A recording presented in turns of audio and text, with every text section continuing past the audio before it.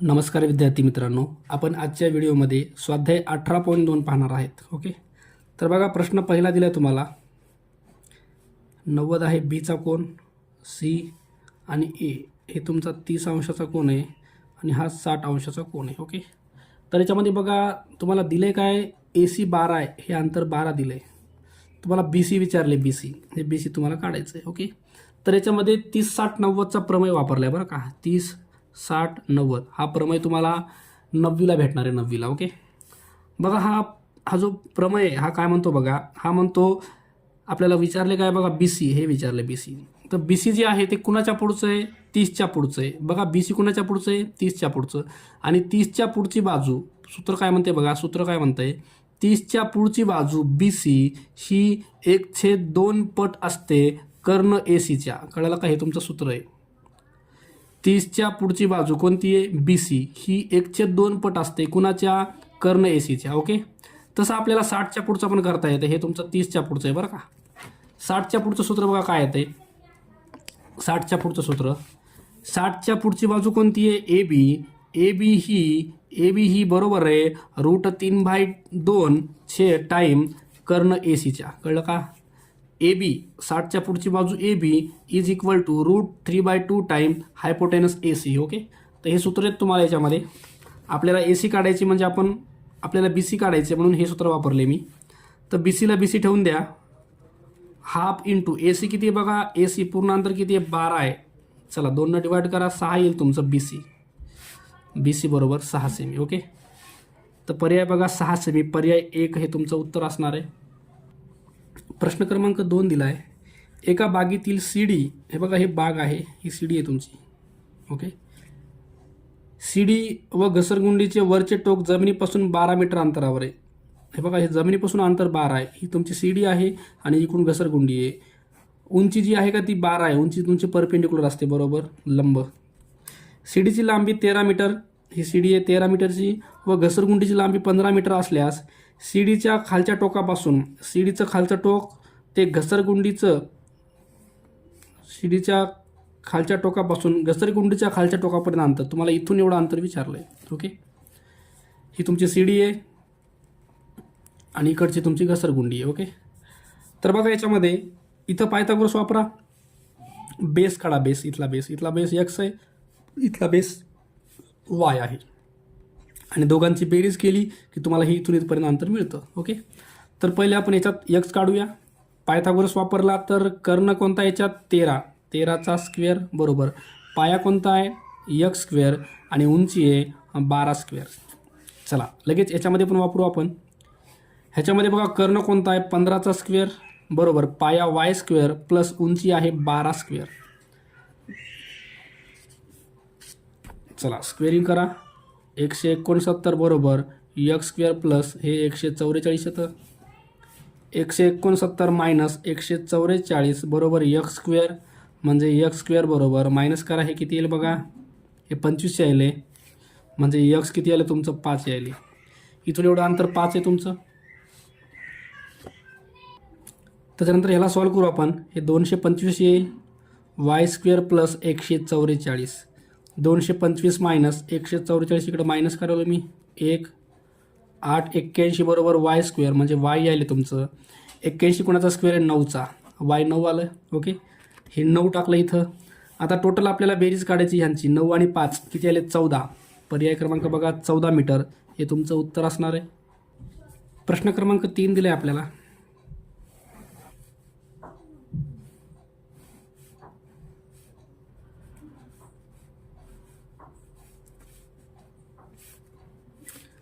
आता आपल्याला याच्यात दिले काय बघा, ए सी 33 आहे, ए सी हे अंतर 33 आहे इकडचं, सी बी हे 44 आहे, तुम्हाला सी ओ काढायचं, सी ओ हे अंतर तुम्हाला काढायचं आहे, सी ओ. ओके, तर काय करतो बघा मी ह्याच्यामध्ये हा जो आहे का, हा सेमी सर्कल आहे, अर्धवर्तुळ आहे बरं का. इकडचा जो भाग बघितला तर वर्तुळाचा अर्धा भाग आहे, म्हणजे अर्धवर्तुळ आहे, आणि अर्धवर्तुळामध्ये जे कोण इथं तयार झालेला असतो का, तो 90चा असतो, 90चा. कळलं का, म्हणजे इथं आपल्याला पायथागोरस वापरून ए बी काढता येते. ए बी बघा इथं जर अँगल 90चा घेतला तर 90च्या पुढची बाजू कर्ण कोणता आहे, ए बीचा वर्ग बरोबर, पाया कोणता पण घ्या आणि उंची कोणती पण घ्या तुम्ही. ह्याला पाया घ्या, याला उंची घ्या, किंवा ह्याला उंची याला पाया घेऊ शकता आपण. तर हे ए सीचा वर्ग प्लस हे आहे बी सीचा वर्ग. चला किमती टाका. ए बीचा वर्ग बरोबर ए सी किती आहे 33 प्लस बी सी किती आहे 44. ओके, तर हे येणार तुमचं ए बी स्क्वेअर बरोबर 1089 प्लस हा यायला तुमचा 1936. चला ह्यांची बेरीज करून घेऊ. 1089 आणि दुसरा आहे 1936. 5 हातचा 1 3025.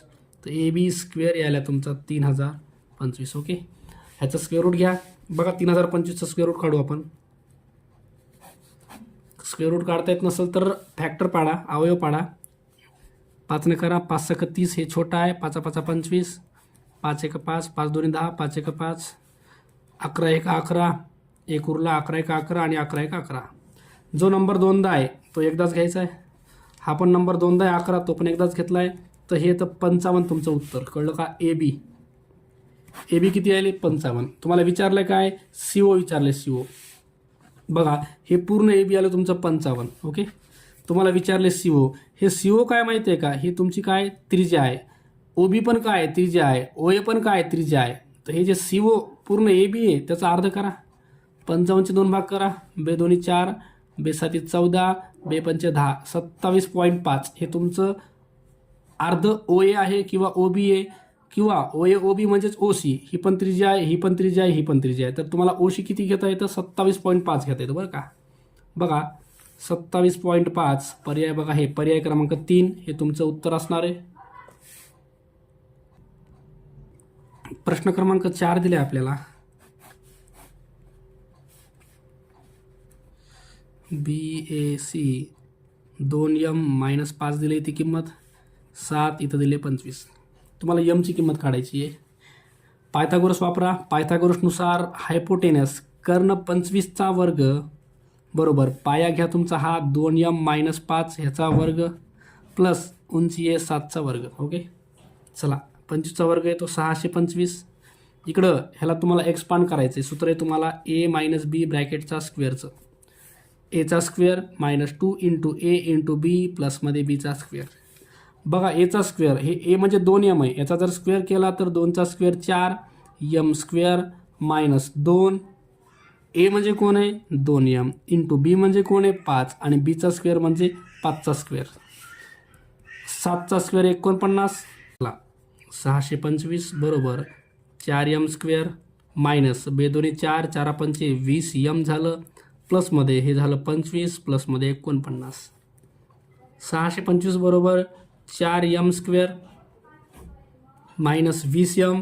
इथं ह्यांची बेरीज करा. 9 आणि 5 14ला 4 हातचा 1 तर ओके. आता हे 4m स्क्वेअर इथंच ठेवून द्या. मायनसमध्ये 20m आहे प्लसमध्ये 74 आहे. 625 इकडं आणा. हे होतं -625 बरोबर 0. 4m स्क्वेअर चला हे तुमचं -20m आलं. ह्या दोघांना सोडवा. प्लस मायनसची वजाबाकी होते. 625मधून 74 गेले. 1 5 5 5 उरले इकडे 1 दिला. हे तर मायनसमध्ये 551 ओके बरोबर 0. आता आपल्याला काय करायचं आहे? हे जरा तुमचं क्वाड्रॅटिक इक्वेशन तयार. तुम्हाला याचे अवयव पाडावे लागणार, त्याशिवाय पर्याय नाही बरं का. बघा अवयव पाडताना ही संख्या अशीच ठेवा. हे आणि हा नंबर ह्यांचा गुणाकार करा. हे 551 आहे. बघा 551ला 4 गुणायचे. 4 × 1 = 4, 4 × 5 = 20ला 0, हातच्या 2, 5 × 2 = 22. तुम्हाला 2204 हा गुणाकार आला पाहिजे. अशा 2 संख्या पाहिजे की ज्यांची बेरीज -20 पाहिजे आणि गुणाकार 2204 यायला पाहिजे. अशा संख्या पाहिजे तुम्हाला. ओके, तर हे संख्या शोधण्यासाठी 2204चे अवयव पाडा.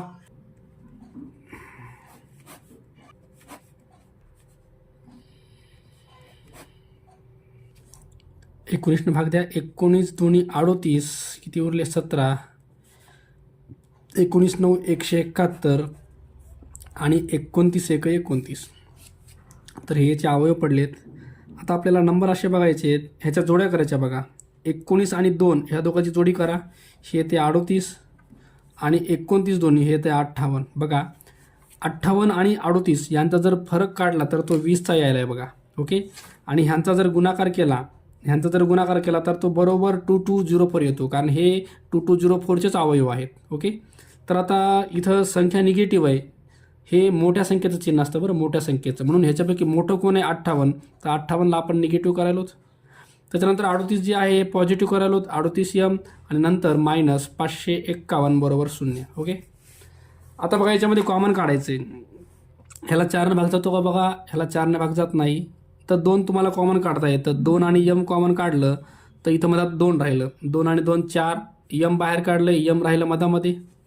आता 2ने याला भाग द्या, 2 दोन्ही 4, 1 उरला 92 18, M तर बाहेरच काढले. ओके, ह्या दोघांमध्ये बघा कॉमन काय काढता येतं. हे जे आहे याला 19 दोन्ही 38 म्हणता येतं, ह्याला तुम्हाला 19 गुणिले 29 म्हणता येतं बरं का. तर ह्याच्यामधला 19 गुणिले 29 म्हणता येते याला, ह्याच्यातलं 19 तुम्ही बाहेर काढू शकता. 19 बाहेर काढलं तर इथं 2M राहिले, 19 दोन्ही 38 आणि M. इथं 29 बाहेर काढले तर मधात राहिले 29. ओके, आता हे जे आहेत हे 2 कंस हे एकदाच लिहून टाका, 2M मायनसमध्ये 29 आणि हे 2M प्लस 19 दुसऱ्या ह्याच्यात, 2M प्लसमध्ये 19. ओके, आता M बरोबर हे 19 पुढं जातील, पॉझिटिव्ह होतील धन, आणि हे 2 खाली जातील.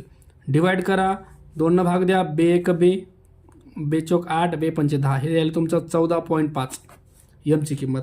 इथं तुमची किंमत कशी आली माहीत आहे का, हे -19/2 यायले. तुमच्या पर्यायामध्ये कोणत्याही संख्या निगेटिव्ह नाही आहेत, तर 14.5 हेच तुमचं उत्तर असणार आहे पर्यायापैकी. तर बघा याच्यात पर्याय कोणता दिला आहे आपल्याला, पर्याय नंबर बघा याच्यामध्ये 14.5, हे बघा 14.5 पर्याय क्रमांक 2 हे तुमचं उत्तर असणार आहे. प्रश्न क्रमांक 5 दिला आहे.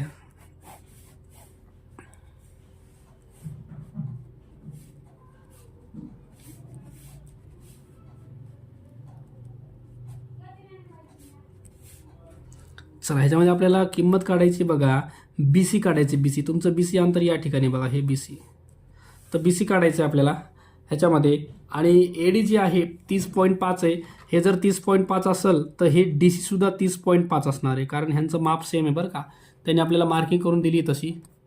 त्याच्यानंतर आता आपल्याला काढायचं काय बघा, BC ह्याचा विचार करा. BC काढण्यासाठी आपल्याला याच्यात पायथागोरस वापरता येतो, त्याच्यानुसार आपले कर्ण कोणता आहे, AC असणार आहे. AC हे पूर्ण AC किती आहे, 30.5 आणि 30.5 हे झालं 61चा स्क्वेअर बरोबर. बेस तुमचा हा घ्यायला मी 11चा स्क्वेअर आणि हाईट घ्यायला तुमचा मी BCचा स्क्वेअर. ह्याला सोडवा, 61चा स्क्वेअर बघा 3721 येतो, 11चा 121 प्लसमध्ये BCचा स्क्वेअर, हे 121 इकडे घेऊन या, 3721 मायनस 121 बरोबर BCचा स्क्वेअर, म्हणजे BC स्क्वेअर बरोबर 3721मधून 121 गेले, हे येतं 3600 आणि BC बरोबर येतं तुमचं 3600चा स्क्वेअर रूट काढा, हे येतं 60. कळलं का, 60 उत्तर आले तुमचं. BC पर्याय क्रमांक 3 हे तुमचं उत्तर असेल 60. प्रश्न क्रमांक 6 दिला आहे. एका काटकोन त्रिकोणात, काटकोन त्रिकोण आहे, कर्ण काटकोन करणाऱ्या बाजू एक 8 आहे आणि एक 15 आहे, तर परिवर्तुळाची त्रिज्या काढायची. ओके, तर परिवर्तुळ म्हणजे काय व्हायला माहिती आहे का, आता हे जे काटकोन त्रिकोण आहे हे तुमचा इथून असा चालला आहे, हे असा चालला आहे. ओके, तर ही जी आहे का ही तुमची काय आहे, व्यास आहे, व्यास, हे व्यास आहे, हे 90चा कोन हा तुमचा व्यास असतो. बघा हे तुम्हाला पहिले व्यास काढावं लागेल x, आणि व्यासला जर अर्ध केलं तर तुम्हाला त्रिज्या भेटून जाईल. तर आपण व्यास x काढू, xचा स्क्वेअर बरोबर बेस तुमचा 15 स्क्वेअर आहे आणि उंची तुमची हाईट 8चा स्क्वेअर आहे, हे 225 आणि हे तुमचं 64 ॲड करा, 289 यायले. 289 म्हणजे तुमचं x किती आलं, x आलं 17, ह्याचं वर्गमूळ काढा, 17चा वर्ग आहे 289, हे जर 17 येत असेल तर 17च्या अर्ध तुम्हाला करायचे. बघा 17ला 2 भाग द्या, 2 8 16, 1 उरला, पॉईंट देऊन 0 घ्या, 2 पंचे 10, तर 8.5 मी तुमचं उत्तर येईल पर्याय 1. प्रश्न क्रमांक 7 दिला आहे. एका चौरसाच्या कर्णाची लांबी, बघा कर्णाची लांबी दिली तुम्हाला, हे जे कर्ण आहे ह्याची लांबी दिली 11 सेमी, तर बाजूची लांबी काढायची आहे. समजा ह्याची बाजूची लांबी x आणि x आहे, सर्व बाजू समान असतात, पायथागोरस वापरा. कर्णाचा वर्ग बरोबर पाया वर्ग प्लस उंची पण तुमची x वर्गच आहे, 11चा वर्ग 121 येईल बरं का, हे 121 बरोबर हे 2 टाईम x स्क्वेअर, हे 2 इकडं जाईल. बघा 121/2 बरोबर x स्क्वेअर, हे यायला तुमचं उत्तर. आता याच्यात काय करता येतं बघा, आपण याचा स्क्वेअर रूट घेऊया. हे जे आहे एक्स बरोबर 121चा स्क्वेअर रूट येईल 11 आणि हे जे 2 आहे का तुमचं ते रूटमध्ये जाईल असं. ओके, तुमचं उत्तर आले 11/√2. आता हे जे आहे याला काय करता येतं बघा, हे बघा 11/√2 तुमचं उत्तर आलं मूळ. ओके, तर याला काय करता येतं, रॅशनलाइज करता येतं. हे √2 वर पण घ्या आणि खाली पण घ्या. आता हे 11 असंच ठेवा, हे √2 असंच ठेवा. √2 √4 रूटमध्ये 4 आलं बघा, रूटमध्ये 4 आलं तर त्याचं बाहेर निघतं वर्गमूळ 2. आता 2 याला भाग द्या, 2×5 = 10, 1 उरला 2×5 = 10 म्हणजे 5.5√2 हे तुमचं लास्ट उत्तर आहे. 5.5√2 पर्याय क्रमांक 3 हे उत्तर असेल.